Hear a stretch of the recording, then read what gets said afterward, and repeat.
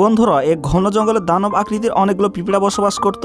আর প্রত্যেকদিন রাত হলে তারা খাবারের উদ্দেশ্যে বাইরে বের হয়ে যেত আর অনেক কষ্ট করে দূর দূর থেকে খাবার বয়ে তাদের ঘরে নিয়ে যেত।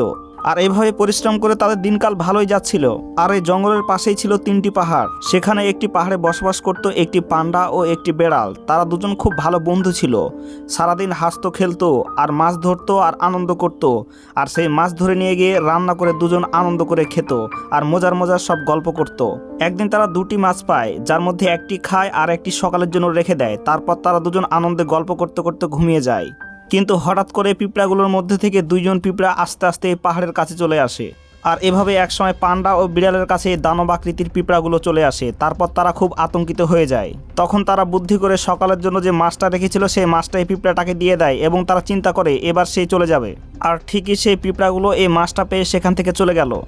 আর এই পান্ডা ও বেড়াল গল্প করতে লাগলো যে এত বড় বড় দানব আকৃতির পিঁপড়া আসলো কোথা থেকে। এভাবেই তারা গল্প করতে করতে ঘুমিয়ে গেল। বন্ধুরা, ভিডিওগুলো ভালো লাগলে ভিডিওটাতে একটা লাইক করে দিও আর চ্যানেলটাকে সাবস্ক্রাইব করে দিও।